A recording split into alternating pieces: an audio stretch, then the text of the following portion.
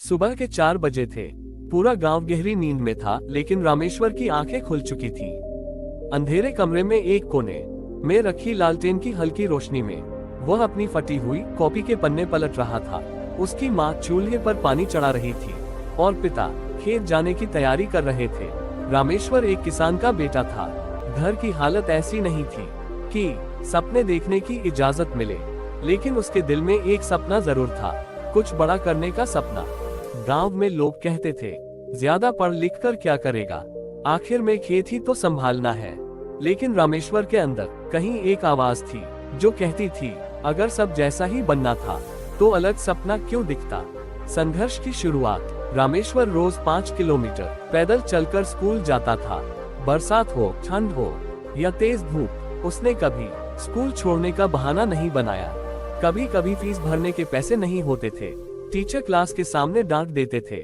उस दिन रामेश्वर का सिर शर्म से झुक जाता था, लेकिन उसकी आंखों में आंसू नहीं होते थे, क्योंकि उसने खुद से एक वादा किया था, मैं रोऊंगा नहीं, मैं लड़ूंगा।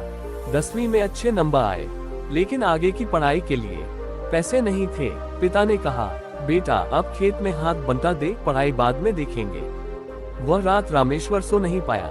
छत की ओर देखते हुए उसने खुद से सवाल किया, क्या यही मेरी आखिरी मंजिल है। पहला बड़ा फैसला। अगले दिन उसने पिता से कहा, बाबूजी मुझे एक मौका दीजिए, मैं दिन में काम करूंगा और रात में पढ़ाई। पिता चुप रहे। माँ की आंखें भर आई। कुछ देर बाद पिता बोले, अगर तू खुद पर इतना भरोसा करता है तो जा, पर याद रखना हारने का विकल्प नहीं है। यही वो दिन था जब रामेश्वर की असली यात्रा शुरू हुई। दिन में मजदूरी, रात सपने।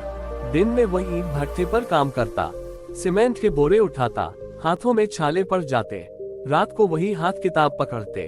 थकान से आंखें बंद हो जाती, लेकिन वह खुद से कहता, थोड़ा और, बस थोड़ा और।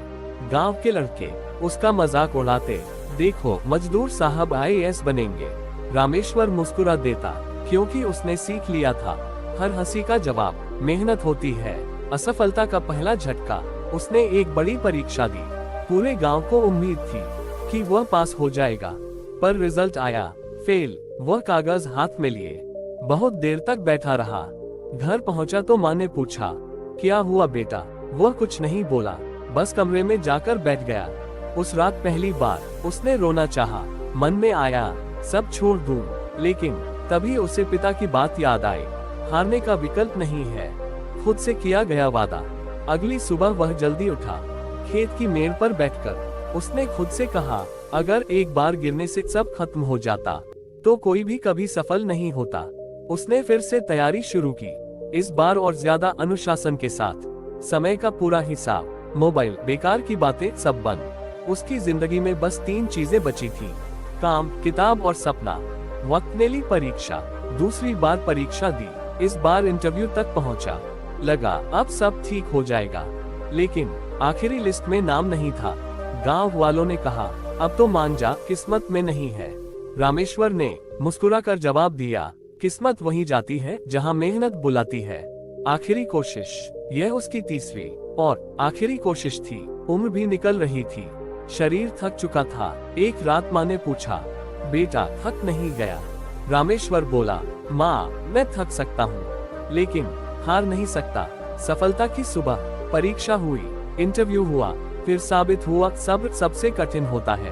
और फिर एक दिन डाकिया आया। लिफाफा हाथ में था। पूरा घर सन्नाटा। रामेश्वर ने कांपते हाथों से लिफाफा खोला। उसकी आंखें रुक गईं। नाम लिस्ट में था। माँ रो पड़ी। पिता की आंखें भर आई। गांव वही था, लेकिन नजरें बदल चुकी थी। सीख जो जिंदगी बदल दे। रामेश्वर आज एक बड़ा अफसर है, लेकिन जब भी मंच पर बोलता है तो एक बात जरूर कहता है, सफलता उन लोगों को नहीं मिलती जो कभी नहीं गिरते, सफलता उन्हें मिलती है जो गिरकर भी उठना जानते हैं। आज आपके लिए संदेश।